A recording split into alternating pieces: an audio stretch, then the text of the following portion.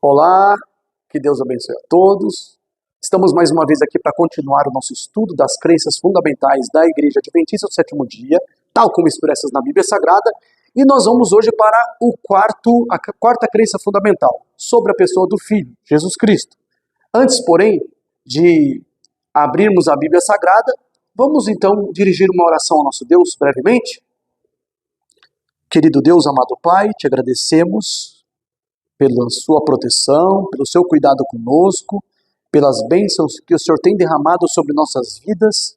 Queremos te pedir nesse momento especial que o teu Santo e Bom Espírito seja o nosso instrutor, o nosso professor, e nós, quais alunos, estejamos de coração aberto para aprender com o Senhor de sua palavra. Por favor, abençoe o trabalho missionário aqui da Igreja Adventista do Sétimo Dia de Conjunto José Bonifácio. Abençoe toda a membresia, a direção da igreja, o pastor, a comissão, enfim, todos os membros dessa igreja, para que todos nós nos tornemos missionários e possamos trazer mais pessoas para aprender a tua palavra e juntos nos alegrarmos em sua salvação. Guarda-nos de todo o mal, te oramos em nome de Jesus. Amém. Vamos então à quarta crença fundamental da Bíblia, tal como ensinada nas Escrituras Sagradas. Estamos aqui na Igreja de José Bonifácio, COB 2, Igreja Adventista do Sétimo Dia, e nós vamos então abrir as Escrituras para ver o que as Escrituras falam sobre a pessoa do Filho. Nós estudamos, não muito tempo atrás, algumas semanas atrás, sobre as Escrituras Sagradas. Já estudamos sobre a Trindade, e nós dedicaríamos tempo à pessoa do Pai, podemos até voltar posteriormente, mas por que estamos pulando a doutrina ou a crença número 3? Porque, ao nosso ver, podemos até estar errados, ao nosso ver, parece que não há dúvida sobre a pessoa do Pai. Mas é mais as dúvidas que surgem, podem surgir sobre a pessoa do Filho ou do Espírito Santo. Então nós vamos para o Filho e, posteriormente, num novo estudo, trataremos sobre o Espírito Santo. Então vamos à Bíblia Sagrada. Eu aprendi, entre outras coisas, que nós devemos estudar a Bíblia partindo dos versos claros para os versos difíceis. Porque quando nós consultamos os versos claros da Bíblia sobre cada uma das crenças, cada um dos ensinos, nós já carregamos algumas convicções informadas pela Bíblia para entrarmos nos textos mais obscuros, mais complexos. Nós não devemos começar o estudo a partir dos textos complexos, mas a partir dos textos mais claros. Então vamos fazer isso. A Bíblia Sagrada fala que Jesus Cristo é Deus. Ah, sim, fala. No Antigo e Novo Testamento. No Novo tem mais abundância de evidências. Mas vamos no Antigo Testamento ver alguma evidência aqui da divindade de Jesus. Vamos para Isaías, o capítulo 9, perdão. Isaías capítulo 9, e vamos ao verso 6. Verso 6, está escrito, busquem, vocês que nos acompanham online, né, onde quer que vocês estejam, abram suas Bíblias em Isaías 9, verso 6. O 6 diz o seguinte, porque um menino nos nasceu, um filho se nos deu, o principado está sobre os seus ombros, e o seu nome será maravilhoso, Conselheiro, Deus forte, Pai da eternidade e Príncipe da paz. Então, esse texto aqui, ainda que seja uma menção profética, né, uma palavra do profeta sobre algo por vir, sobre alguém por vir, ela encerra sobre esta pessoa por vir a natureza dele. Diz que ele é conselheiro, maravilhoso, conselheiro, Deus forte, Pai da eternidade e Príncipe da paz. Quando a Bíblia diz em Isaías 9, verso 6, que o principado está sobre os seus ombros, né, quer dizer que ele é o representante dos humanos na terra. Ele será o último Adão, como diz em 1 Coríntios 15, 42. Jesus Cristo, ele é o último Adão. Como o primeiro Adão foi criado por Deus como primogênito da criação, Jesus Cristo também. Não que ele foi criado, mas ele foi colocado na posição de primogênito da criação, para assumir o lugar, o posto, a função que Adão tinha deixado, por assim dizer, por desobediência, deixou praticamente entregou o governo da terra a Satanás, né, o principado a Satanás, infelizmente. Mas esse principado foi retomado na pessoa de Jesus Cristo. E por isso ele não é só humano, ele não se tornou homem apenas, ele sempre foi Deus. A evidência disso que o texto diz que ele é Deus forte, mas não só isso. Nós podemos citar outras evidências de que Jesus é Deus, mas vai ajudar a versão que você estiver consultando. Abra suas Bíblias em Daniel, capítulo 7. Daniel 7, existe uma citação referente a Jesus, que por inferência, ou seja, por conclusão, deduz-se que a passagem informa que Jesus é Deus. Então, Daniel, capítulo 7, nós vamos ao verso 13 e 14. O verso 14 é o nosso alvo. Então, no verso 13, Daniel 7, verso 13, diz o seguinte: Eu estava olhando nas minhas visões de noite, disse o profeta Daniel, e vi que vinha nas nuvens do céu um como o filho do homem. Ele se dirigiu ao ancião de dias e o fizeram chegar até ele. Então, Jesus se aproximou do tribunal celestial, perto da pessoa do Pai, o ancião de dias. Então, aqui nós temos os dois, o Pai e o Filho, um ao lado do outro.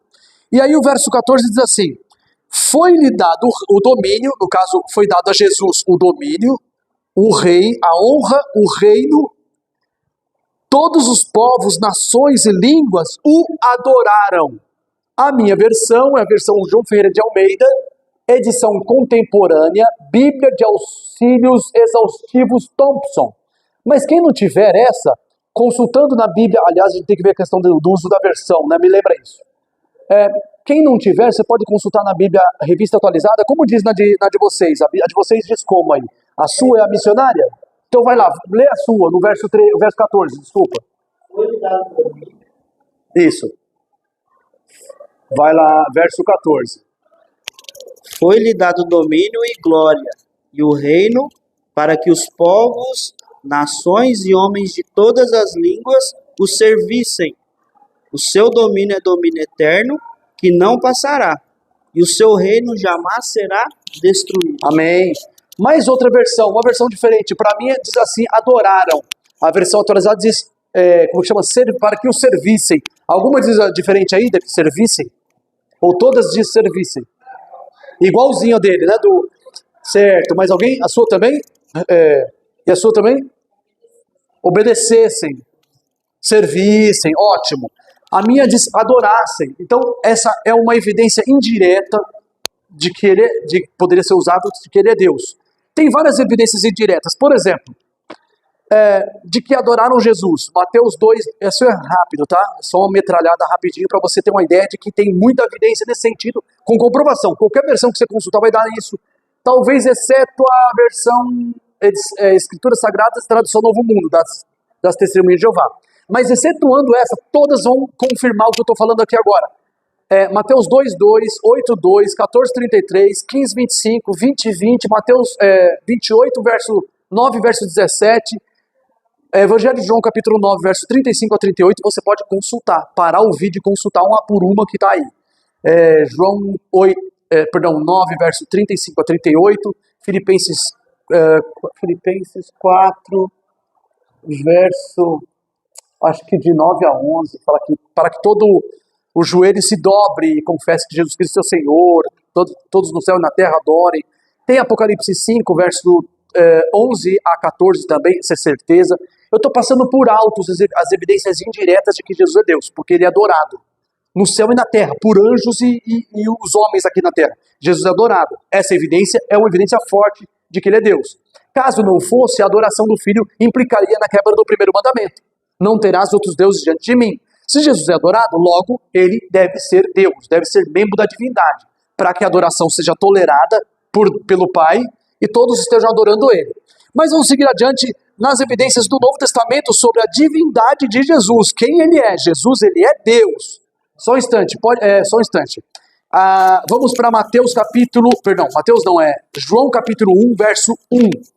João 1, verso 1. Enquanto estamos procurando, parece que temos uma pergunta aqui.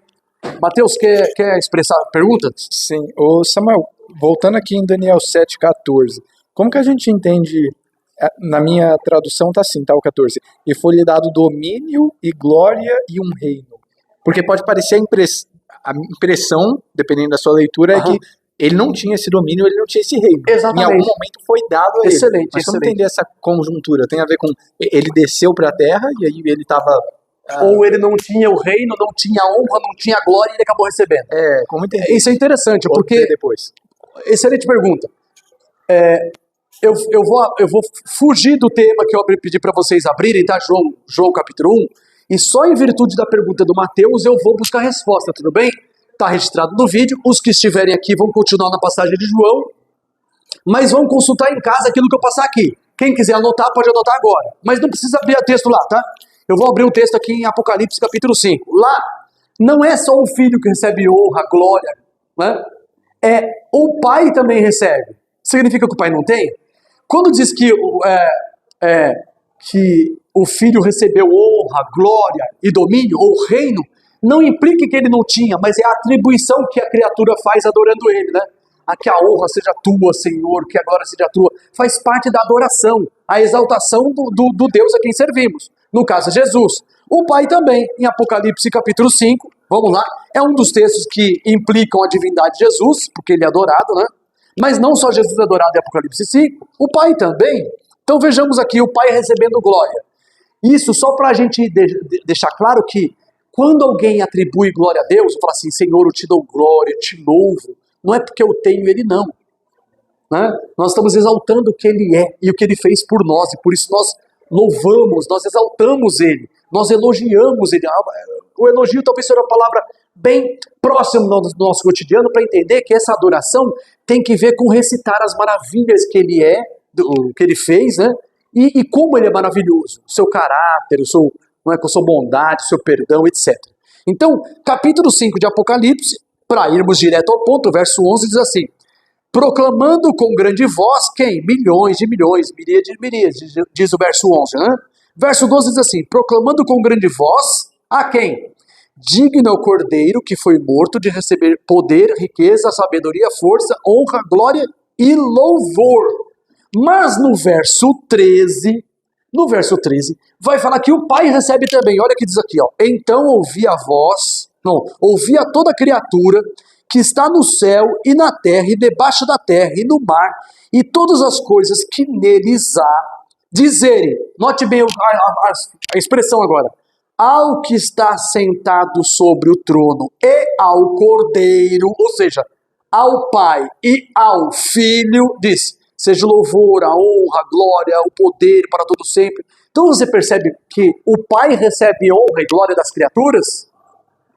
Recebe o poder das criaturas? Não porque ele esteja destituído de poder e as criaturas estão lhe conferindo poder. Não é isso. É o simples reconhecimento das criaturas que ele é digno de louvor, porque ele é honrado, ele é glorioso, etc. Então, e existem vários outros versos da Bíblia, não me falem a memória agora citar outros, mas esse eu acho que já, mais ou menos, já abre caminho para a gente entender que Daniel, capítulo 7, o verso 14, quando fala que o reino lhe foi entregue, ou a glória, a honra, não é porque não o tenham, é que agora ele começa a reinar na presença do Pai em nome da raça humana. Quando Jesus se aproxima do santuário celestial, depois da morte e ressurreição, quando ele sobe ao céu, ele assume o seu lugar como representante da raça. Então é dado domínio para Jesus sobre a raça humana. Mas não dado domínio para Jesus no tocante à sua pessoa, à sua natureza divina, mas no tocante à sua função de Adão, de representante da terra. Nós voltaremos isso durante o estudo da divindade de Cristo. Voltemos lá para João, o Evangelho de João. Como eu pedi para os irmãos abrirem. João capítulo 1, verso 1, é um verso muito conhecido. Eu vou pedir para vocês participarem conforme a possibilidade, né? Fazemos um circuito de leitura, assim, sabe? Sentido horário, beleza? Sentido horário. Então vamos lá. A irmã poderia ler o verso 1? No começo, aquele que é a palavra mais viva. Ele estava com Deus e era Deus. Isso, então assim, a versão que a irmã usou deve ser uma tradução linguagem de hoje, deve ser uma versão um pouco mais simples, que qualquer jovem poderia entender facilmente. Nas versões, digamos assim, mais tradicionais, né, mais antigas, elas dizem assim, no princípio era o verbo, e o verbo estava com Deus, e o verbo era Deus. Nós percebemos aí duas pessoas na segunda parte do verso, né? Na segunda informação. A primeira frase é, no princípio era o verbo. Mas tem uma vírgula lá, continua dizendo, e o verbo estava com Deus. Então tem o pai e o filho aqui. E a terceira frase, ela conclui que o verbo era Deus. Ou seja, não que ele era o pai, mas que ele era Deus tanto quanto o pai, porque ele está ao lado do pai. Né? O Jesus está ao lado do pai, verso 1 diz isso, e no final diz assim, que o próprio Jesus, que é o verbo, ele é Deus. E nós vemos, por exemplo, no verso 14, e o verbo se fez carne e habitou entre nós, ou seja, o verbo que é Deus se fez carne, habitou entre nós, e vimos a sua glória como a glória do unigênito do Pai, filho unigênito do Pai, cheio de graça e de verdade. Em dado momento do nosso estudo, nós vamos dedicar algum tempo para estudar a questão do filho, tá? O título filho e função de filho. É algo que nós conversamos um pouco antes do início desse estudo aqui, em off, tá? Fora, nós não estávamos online, em que eu tinha conversado com um irmão que nos acompanha aqui, e ele perguntou, o Pai, Filho e Espírito Santo é a unidade de 3 pessoas distintas e coeternas, tal? E a gente, sim, é isso mesmo. Mas não é só por causa do plano da redenção, né, foi falado. E de certa forma, o título Pai, Filho e Espírito Santo é por causa da redenção. Mas as pessoas não, as pessoas sempre existiram. O Pai, Filho e Espírito Santo sempre existiram. Não houve começo de tempo de existência, seja para o Pai, o Filho ou o Espírito Santo. O que houve é o uso do título, né? Pai por um membro da divindade, Filho por outro e o Espírito Santo por outro membro da divindade. A divindade são 3. Então sigamos adiante, mais uma evidência da divindade de Cristo aqui no capítulo 20 de João, capítulo 20, verso 28 e 29. Vejamos aqui, esse texto é emblemático. Queria que vocês tomassem nota, porque nesse texto, não só Jesus Cristo é chamado como Deus, mas ele é chamado como Deus por Tomé. Mas mais que isso, na verdade, Jesus corrobora a fé de Tomé, que não queria crer que Jesus ressuscitou. Ele não queria crer que Jesus tinha ressuscitado. Ele disse, eu só crerei se ouvir, né, quando ouvir. E aí, quando ele viu Jesus Cristo, tocou em Jesus e percebeu que ali era o Jesus ressurreto, ele disse, Senhor meu e Deus meu, no verso 29, deixa eu ver aqui, 28, perdão, 27, 28 e 29. João 20, 27, 28 e 29. Vamos à leitura? Mateus, você pode ler o verso 27? Isso. Então ele disse para Tomé, põe aqui o teu dedo e vê as minhas mãos. Põe aqui a tua mão e põe-na no meu lado. Não sejas incrédulo, mas crente. Nessa hora Jesus censura ele. Vai próximo, Paulo, pode ler o 28, Paulo, por favor. Aqui com o microfone, peraí, Paulo. Aí, isso, aí. 28, João 20, 28.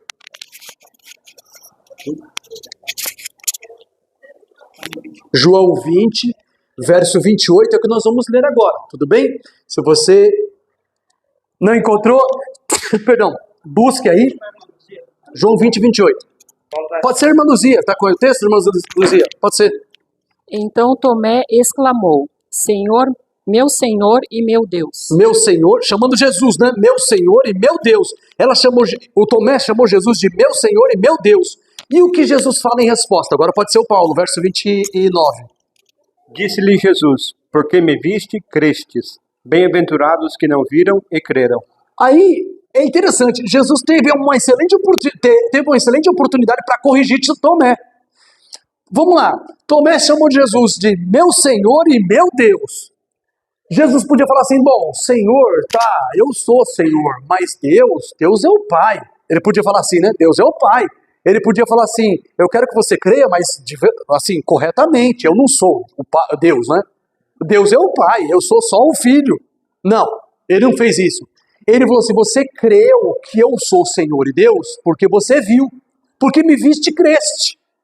Aí Jesus, ele censurou novamente, ele censurou no final do verso 27, censurou Tomé depois da declaração de fé dele, censurou, você está crendo, você diz que eu sou o Senhor, você diz que eu sou Deus, porque você tocou em mim.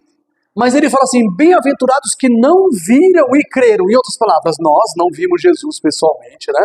Nenhum de nós viu Jesus, muito menos tocou em Jesus, mas nós cremos. Então nós somos bem-aventurados mais do que Tomé nesse aspecto. Nós não precisamos tocar, nenhum de nós precisamos tocar para crer. Tomé precisou tocar para crer.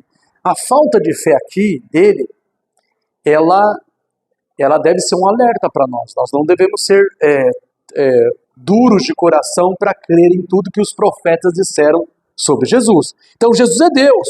João 1, verso 1, João 20, verso 28, e agora nós vamos para Romanos, capítulo 9, e verso 5. Aqueles que puderem, vamos lá? Romanos, capítulo 9, e o verso 5. Aqui nós temos um capítulo em que Paulo fala muito sobre o povo de Israel, e em dado momento, aliás, né, no verso 4, nosso objetivo é o 5, tá? O 4 diz assim, são israelitas, pertencem-lhes a adoção de filhos, a glória, as alianças, a lei, o culto e as promessas pertencem aos israelitas. E o verso 5 diz assim, deles são os patriarcas, e deles, dos israelitas, descende o Cristo, segundo a carne, o qual é sobre todos Deus bendito eternamente, amém. Romanos 9, verso 5. Acharam 9,5? Romanos 9,5. Então, em Romanos 9,5, deixa claro que Jesus descende dos israelitas segundo a carne, enquanto homem. Contudo, ele não é só homem. Ele fala assim, o qual é sobre todos Deus bendito para todos sempre, ou eternamente, amém. Não é? E tem gente que duvida da divindade de Jesus. Existem passagens claras, diretas, afirmando a divindade de Cristo.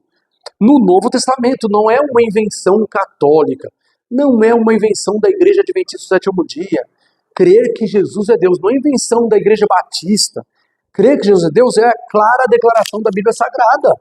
Sigamos adiante em nossas consultas sobre a divindade de Jesus. Vejamos o que está escrito em Tito, capítulo 2 e o verso 13. Aí eu vou chamar a atenção dos irmãos para a versão. Vamos lá. Porque aqui existe uma versão diferente, que é a versão revista e corrigida, tradução de João Ferreira de Almeida. Quem estiver em casa, por exemplo, agora, nos acompanhando e buscando os versos e lendo, se tiver a Bíblia João Ferreira de Almeida, revista e corrigida, versão revista e corrigida, ao ler o verso 13, vai parecer tratar de duas pessoas, de Deus, o Pai, e de Jesus, mas não é de verdade, não é. Eu vou explicar para vocês por que não é. Vamos ler então, eu vou pedir pro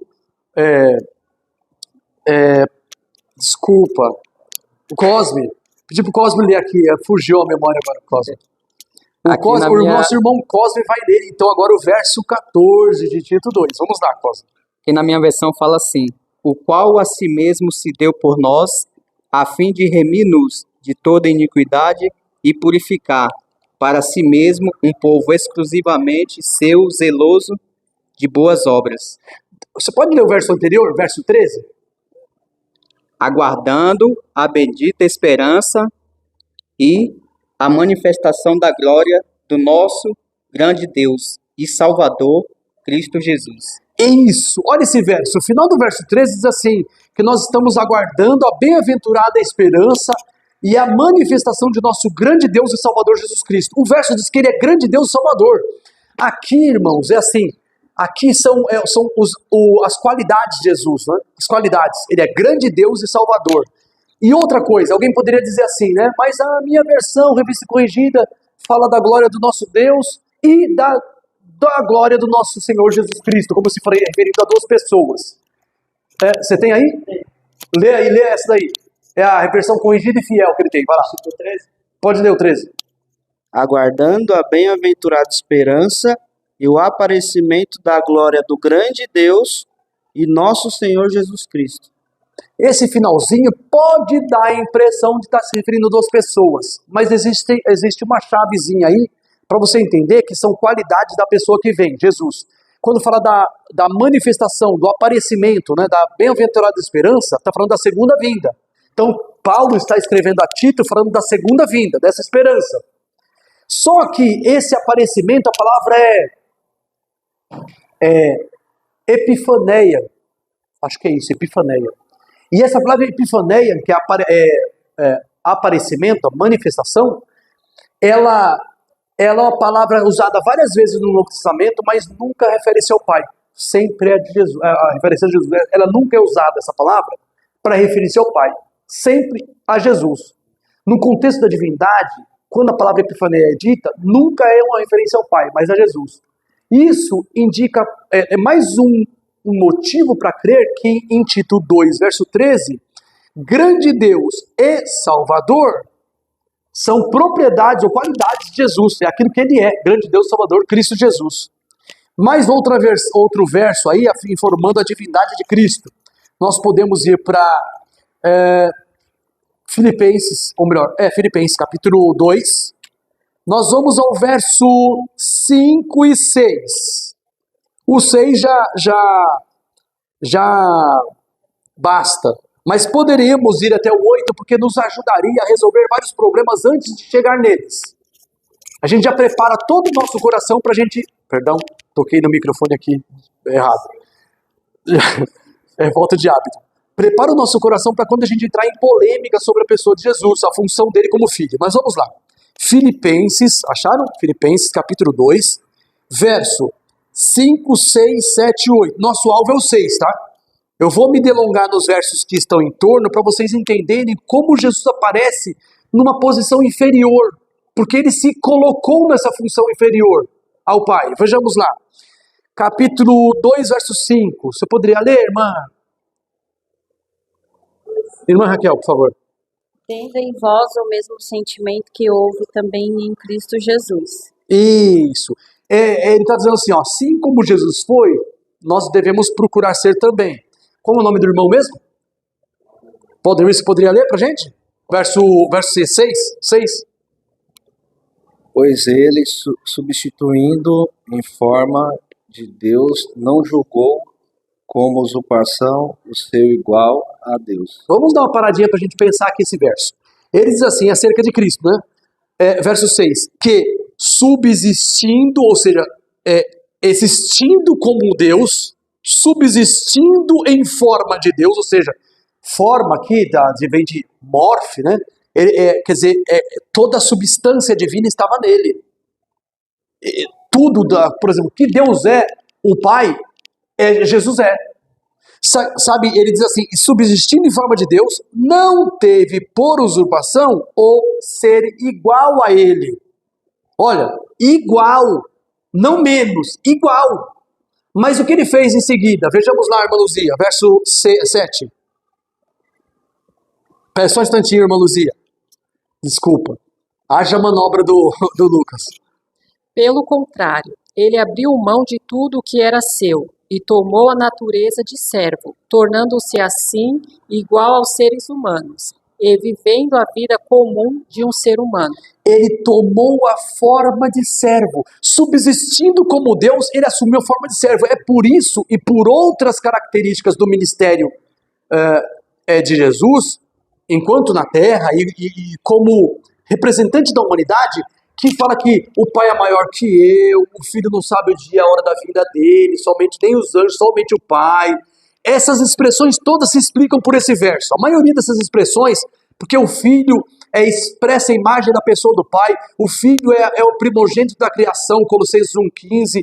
Esses versos, que parecem colocar Jesus numa posição inferior ao pai, todos têm que ver com o ministério messiânico de Cristo. Ele se fez homem, ele assumiu a forma de servo, e viveu semelhante aos homens, e sofreu morte de cruz, como a gente vê no verso seguinte, Mateus, o verso 8, por favor, e achado E, achado na forma de homem, humilhou-se a si mesmo, sendo obediente até a morte, e morte de cruz. Então a gente vê que a vida de Jesus foi a vida de humilhação, de se submeter ao Pai.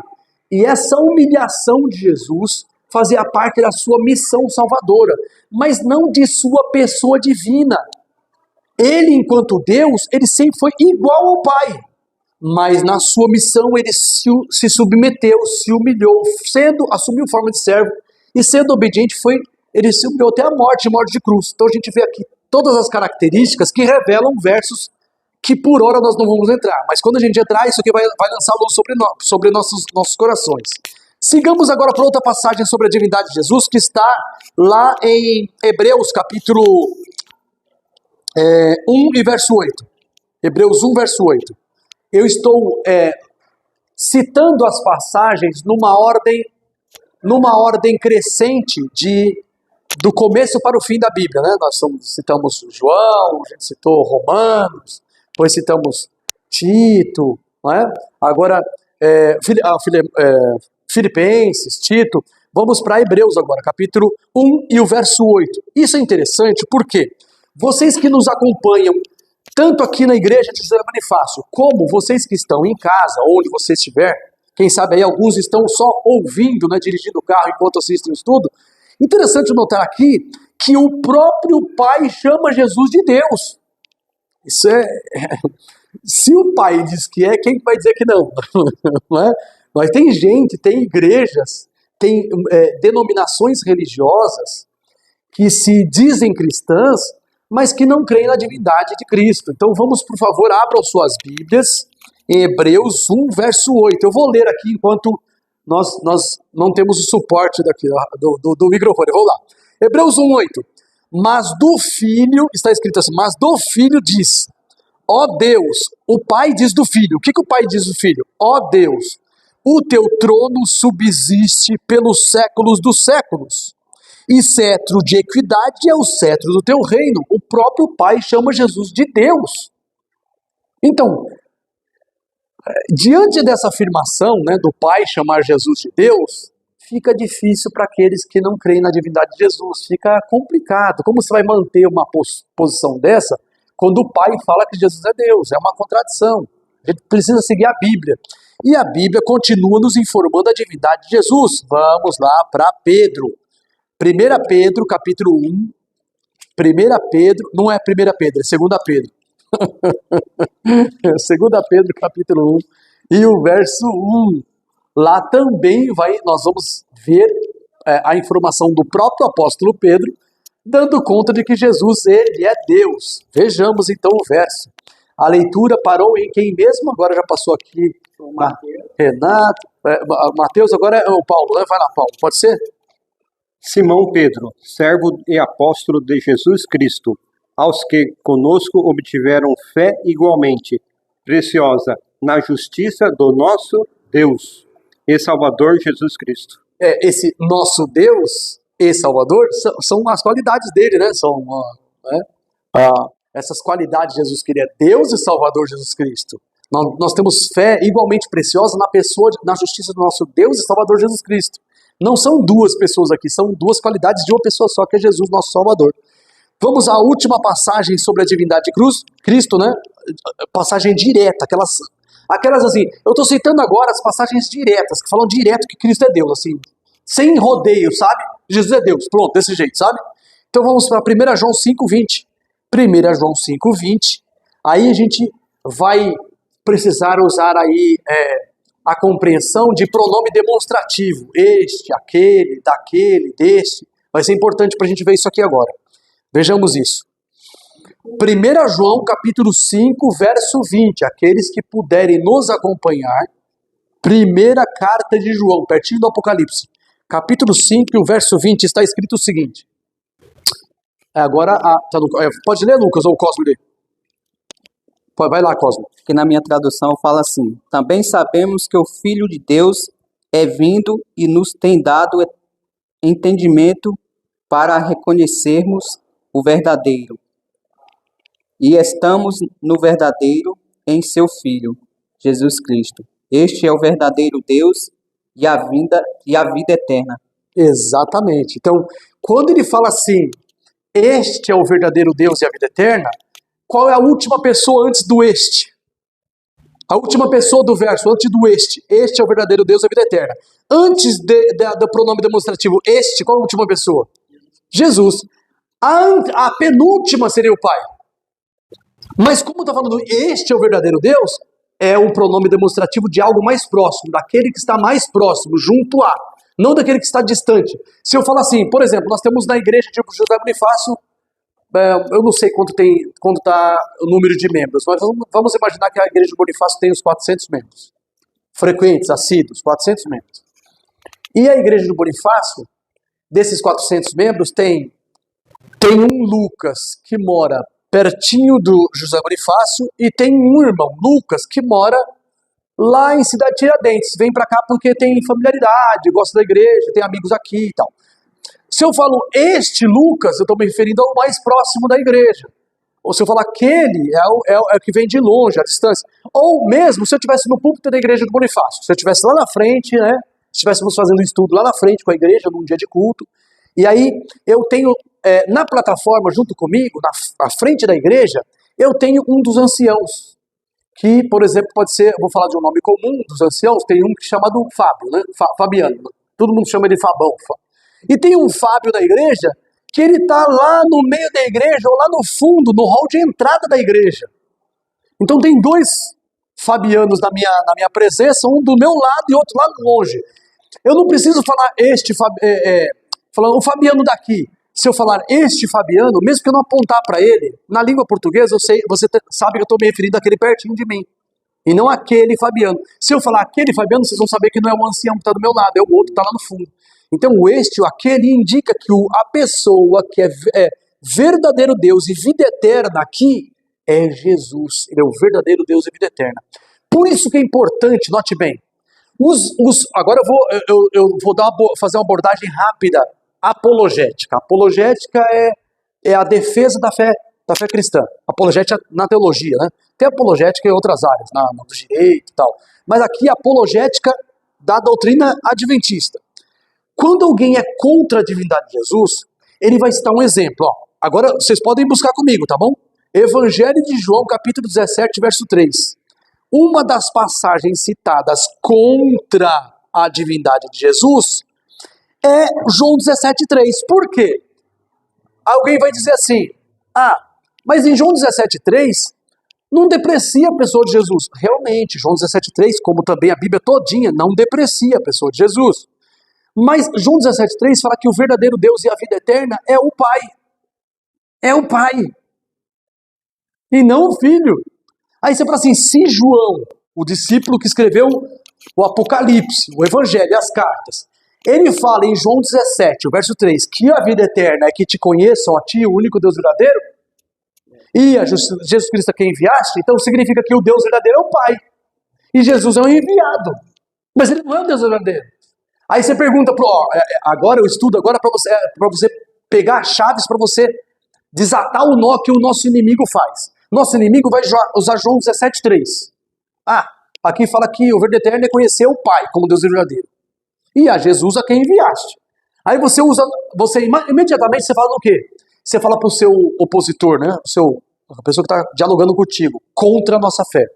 Você diz assim, tudo bem, verdade, o Pai é o Deus verdadeiro, é o verdadeiro Deus.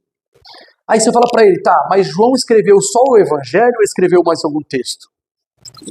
Você vai indicar para ele que aí ele entrou nessa, ele já caiu, ele tropeçou, já pisou na casca de banana.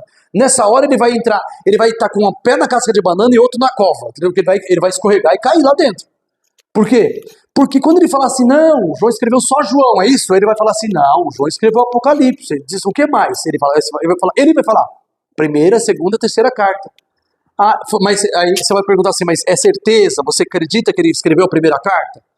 Aí ele vai dizer, sim, é inspirado. Aí você vai lá e mostra que João fala que Jesus Cristo é o verdadeiro Deus e a vida eterna lá. Então, as passagens não estão em contradição. Elas são, como se diz, elas se acrescem, né? Elas complementam, exatamente, são passagens complementares. Uma fala que o Pai é o verdadeiro Deus e a outra fala que o Filho é o verdadeiro Deus e a vida eterna. Então elas são complementares. Boa. Então, assim, é disso que nós estamos falando. Então, se você abrir uma outra passagem que supostamente está anulando a divindade de Cristo, ou minimizando a pessoa de Jesus perante o Pai, seria, por exemplo, a passagem de 1 Coríntios, capítulo 15, eu acho que é 15 ou é 8? Deixa eu ver aqui, peraí, 8, deixa eu ver o 8. Talvez seja o 8, não é 15 mesmo, 15. 1 Coríntios, capítulo 15, eu tô aqui, peraí. 8, 6, o 8 também tem, mas vamos pro 15. Eu sei que o 15 tem lá, então vamos pro 15. 1 Coríntios, capítulo 15, nós vamos ler do verso 26 a 28. O 28 é o nosso alvo. Nesse momento, vocês vão notar aqui uma clara submissão do Filho ao Pai, ou seja, o Filho, a pessoa do Filho, Jesus, que é Deus, nós já vimos que é Deus, ele vai se sujeitar ao Pai no final de todas as coisas. Quando o mal tiver sido excluído do mundo, o próprio Filho vai se sujeitar ao Pai. Aí você fala assim, uau, então Jesus é menor que o Pai? Não, vocês vão ver que não. É a questão de função, vamos lá. 1 Coríntios capítulo 15, verso 26.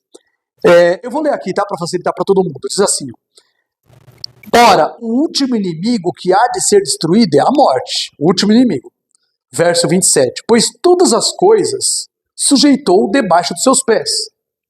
Todas as coisas sujeitou debaixo dos seus pés. Seus pés quem? O Pai. Verso 24 diz isso, o Pai. Aí diz assim, ó. O verso 24 diz isso, eu tô pulando, tá? Verso 27 agora. Pois todas as coisas sujeitou debaixo de seus pés, mas quando diz que todas as coisas lhe estão sujeitas, claro está que se excetua aquele que lhe sujeitou todas as coisas. Verso 28.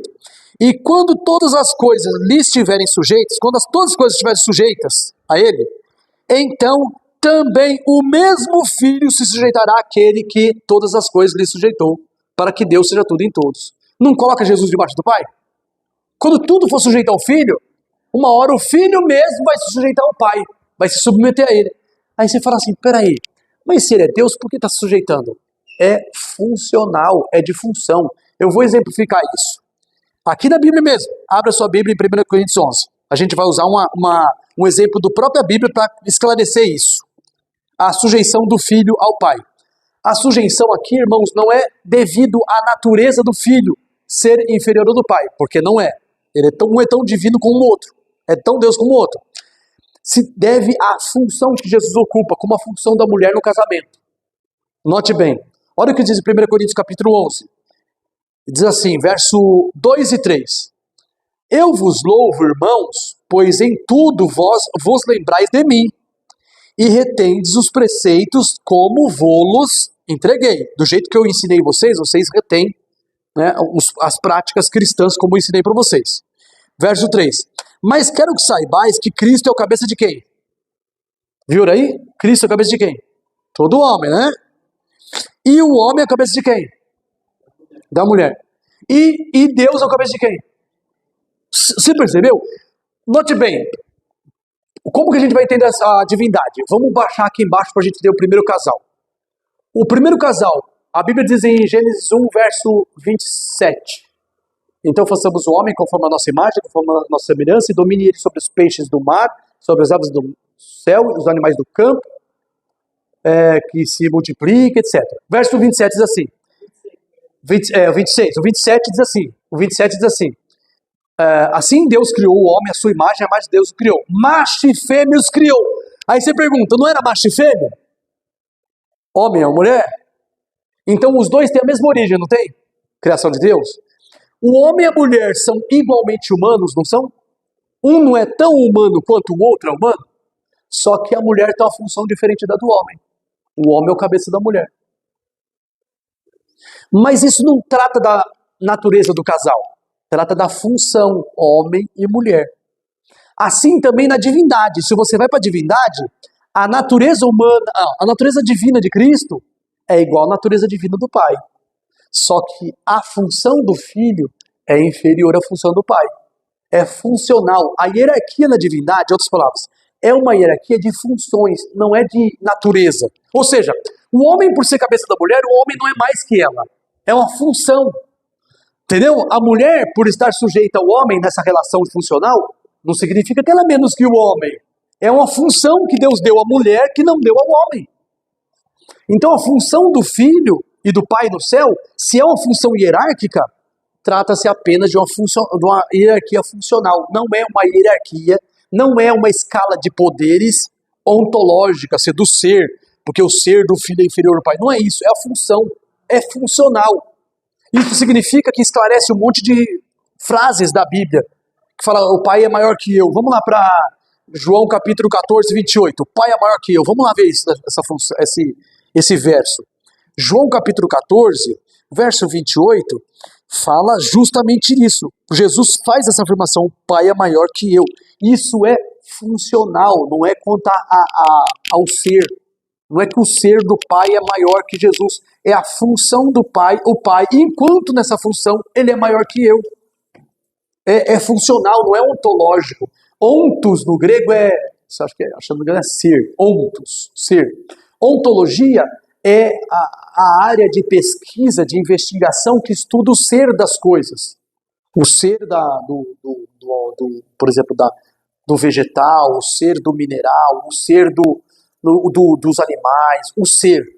Então, quando você fala assim, quando fala que não era ontológico, não era uma hierarquia ontológica, o pai não é maior ontologicamente, enquanto o ser maior que o filho. Não é funcional.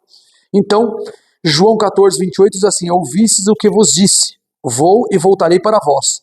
Se me amasseis, alegrar-vos-eis, porque eu vou para o Pai, pois o Pai é maior que eu. Então a impressão que dá, que o desavisado, aquele que não estuda a Bíblia com profundidade, ele vai pegar o verso e falar, tá vendo? O Pai é maior que o Filho. Mas ele não entende que a gente já leu 8 passagens que falam que Jesus Cristo é Deus.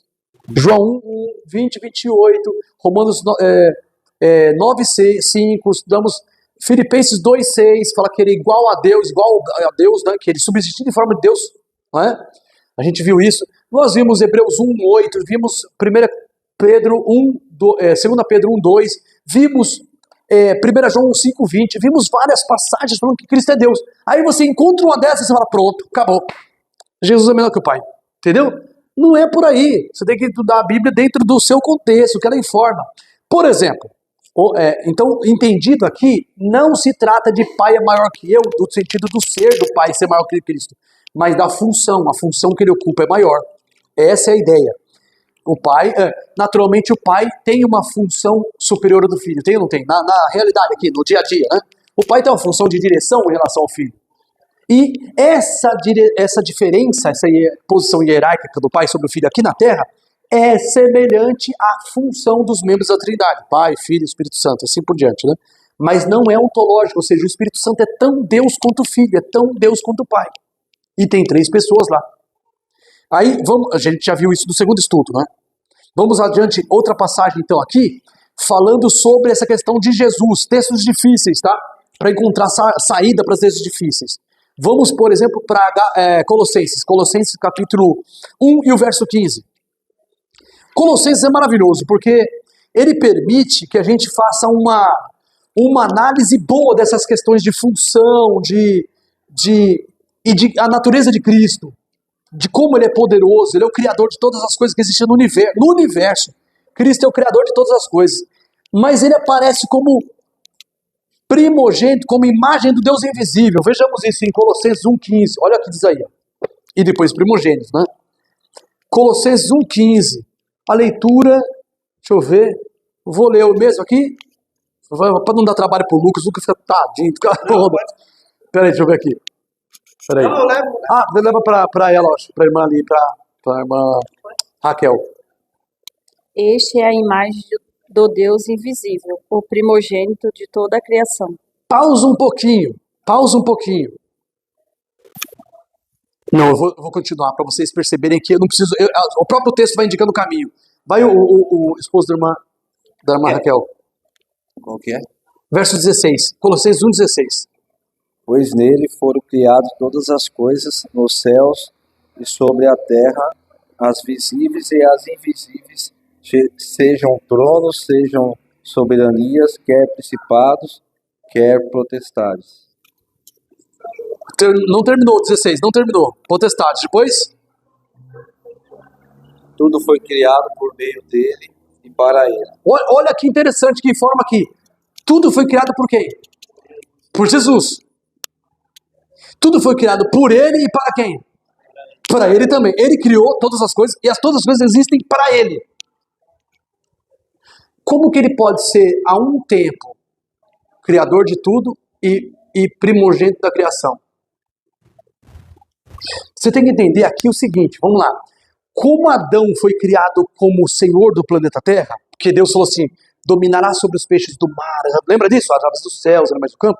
Então Adão tinha o principado sobre os ombros dele. Adão ele era o senhor do planeta Terra. Adão, lado a lado com sua esposa, claro. A esposa governava junto com Adão. Era o auxiliar dele na tarefa de governar a Terra. Então Adão ele era o senhor da criação. Da criação que não que Adão criou, mas que Deus criou. Deus colocou Adão como o senhor da criação. E aí, Deus fez o Adão conforme a sua imagem e semelhança. Então ele era o primogênito da criação e ele era a imagem e semelhança de Deus. Como que Jesus é apresentado no verso 15? Primeira coisa, ele é a imagem do Deus invisível. Como querendo dizer assim, ó, ele, Adão, Jesus, né? Agora Jesus. Jesus, ele foi colocado nessa posição de imagem do Deus invisível, porque ele é o último Adão. Ou seja, essa apresentação de Jesus em Colossenses 1, nada mais é do que a apresentação de Jesus como último Adão. Ele veio para tomar o lugar do primeiro Adão. Como o primeiro Adão foi feito a imagem de Deus, assim também Jesus, ele é a imagem do Deus invisível. Não porque ele foi criado, mas porque ele está tomando o lugar do primeiro Adão, entende? E aí fala assim, o primogênito de toda a criação. Olha que eles dão. Verso 15. Ele é a imagem do Deus invisível e o primogênito de toda a criação. Quando você fala primogênito, você pensa assim, bom, é o primeiro, né? O primogênito é o primeiro filho, né? Eu sou de uma casa em que meu pai e minha mãe tiveram 5. E eu sou o primeiro filho da família, né? O primeiro filho, Samuel. Aí depois vieram mais 4. Então eu sou o primogênito na ordem de nascimento. Só que quem disse que eu sou o preferido do meu pai? Quem disse? Porque é o preferido que ocupava a posição de primogênito. É o preferido. Então o que acontece?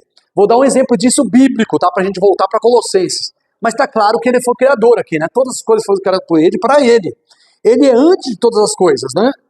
E pois nele foram criadas todas as coisas do céu, na terra, as visíveis e invisíveis, sejam tronos, soberanias, principados, potestades. E aí, o que a gente vê aqui? Se você buscar a Bíblia lá em Salmo, capítulo 89, verso 27 e verso 20. Vamos lá para o Salmo 89. Aproveitando que a gente está estudando a lição da escola sabatina de Salmos, né? Salmo 89, verso 27 e verso 20. Esses versos são preciosos, porque eu vou mostrar para vocês que primogenitura muitas vezes não é uma questão de ser o primeiro filho ou o primeiro de uma classe. Às vezes é o primeiro não numa sequência, mas numa ordem de supremacia, de ter preeminência, de ser o preferido de uma classe. Por exemplo, Salmo 89, verso 27, acharam? A gente vai analisar isso em outros ângulos, tá? 89, 27 diz assim, também lhe darei o lugar do quê? De primogênito. Mas ele está falando com quem? Verso 26. Ele me invocará dizendo, tu és meu pai, meu Deus, a rocha da minha salvação. Também lhe darei o lugar de primogênito. Peraí, Deus ia dar o lugar de primogênito para quem? Verso 20, vai para o verso 20 agora. Achei a Davi, meu servo, com o meu santo óleo o ungi. Aí no verso 26, assim, também lhe daria o lugar de primogênito. 27, né? Também lhe daria o lugar de primogênito. Ou seja, dar o lugar de primogênito é colocar alguém naquele lugar de supremacia, mesmo não sendo o primeiro. Aí a gente, mesmo Davi, usando Davi, né? Deus falou que ia colocar Davi no lugar de primogenitura. O pai de Davi tinha 8 filhos. E Davi era o último, era o 8º. E Deus deu a Davi o lugar de primogênito, de preeminente, porque ele foi estabelecido rei de Israel. Ungi com meu óleo. E assim como o Davi, não sendo o primeiro filho, mas foi o último, o 8º, foi colocado na direção do planeta Terra, Jesus não surgiu na Terra por primeiro, né? Quem surgiu foi Adão. Então Jesus surgiu como último Adão, como da série de Adões, esse foi o último. Aí Jesus veio à Terra e ele foi colocado na posição, lhe deu um lugar de primogênito. Jesus é chamado de primogênito da criação, não como os testemunhos de Jeová dizem, com todo respeito aos testemunhos de Jeová. Ele foi chamado primogênito porque foi dada a posição de primogênito para ele. Como Adão era o primogênito da criação, quando Adão caiu em pecado, faltou um para aquela posição. Deus deu Jesus para ocupar aquela posição. É por isso que em Isaías, capítulo 9, verso 6, que nós começamos a leitura no Antigo Testamento, lá diz assim, o principado está sobre os seus ombros. Está falando assim, ó, ele vai ter a honra de dirigir o mundo, como Adão tinha e deixou de fazê-lo. Jesus vai assumir aquela posição de primogênito da criação, de imagem do Deus invisível. Isso revela muita coisa. Várias expressões que a gente estuda da Bíblia, falando de Jesus, não é uma expressão de desprezo ou de minimizar a pessoa de Jesus frente ao Pai ou à divindade. É uma questão funcional. Pai, Filho e Espírito Santo. Vimos alguns textos controversos, deixa eu ver aqui, 4 e 8. Perguntas. Eu não vou nem falar da humanidade de Cristo, que é importante também, né? Que ele se fez carne, habitou entre nós. Né? Pode ficar à vontade. Os milagres que Jesus fez, ele fez usando alguma parte de sua divindade, ele fez pela fé, como outras pessoas poderiam fazer, ou ele fez dando ordem aos anjos, ou de uma outra forma? O que ele fez? A regra para essa pergunta sua, a pergunta, se vocês ouviram bem, os milagres que Cristo operou durante o ministério terreno, né, dele, público, né, foram pela fé, foi pela relação de dependência com o Pai, ou foi pelo próprio poder divino dele? A regra é que ele fez pela união com o Pai. A regra quer dizer assim, via de regra era isso, era a relação de dependência dele com o Pai agia através dele. Mas algumas vezes, não era assim. Às vezes saía o poder da divindade dele mesmo. Qual foi essa vez que saiu o poder da divindade dele mesmo? Aquela mulher que teve hemorragia.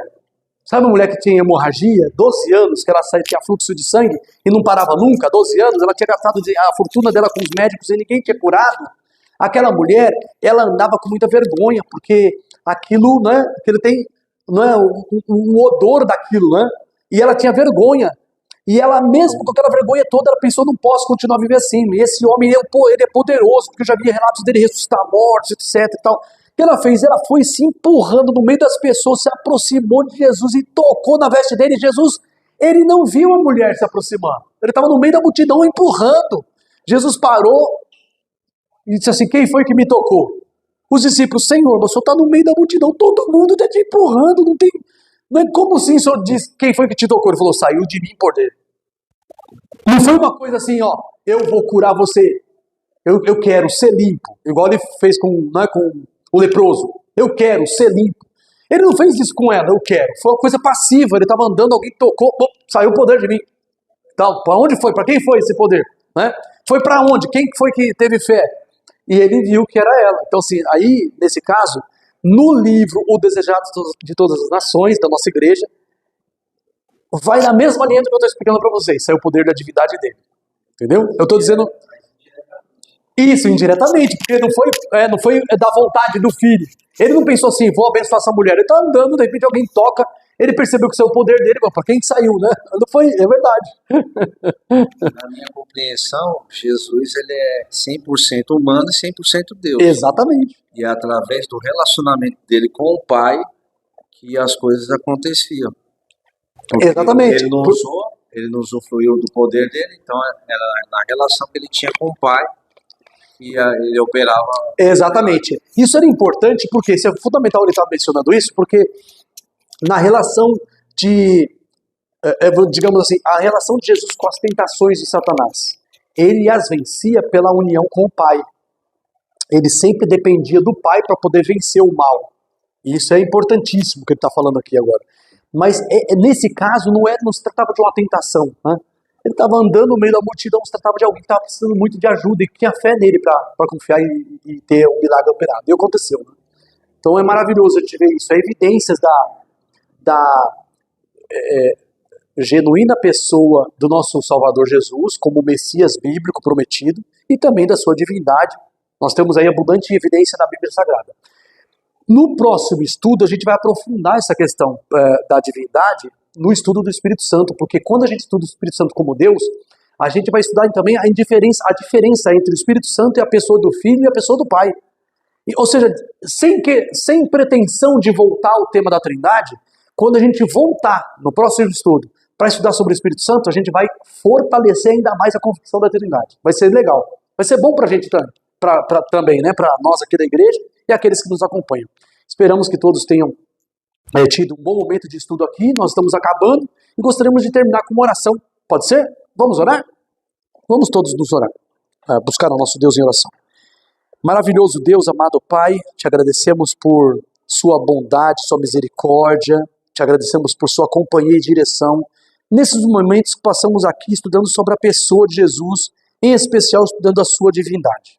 Alguns versos complexos, mas partimos das convicções de versos claros, diretos, de que Jesus, nosso Salvador, ele também é nosso Deus. Nós te bendizemos, Senhor Jesus, porque o Senhor, em sua graça, o Senhor que é rico, se fez pobre para que nós, por sua pobreza, nos tornássemos ricos. E confiados na sua justiça, nos seus méritos, pedimos ao Senhor perdão pelos nossos pecados. E pedimos que o Senhor nos dê um restante de sábado na tua companhia, abençoando aqueles que nos acompanham nos estudos bíblicos, multiplicando esses telespectadores, a fim de que a tua palavra alcance muitos e muitos corações. Fica conosco, nós te oramos agradecidos em nome de Jesus. Amém.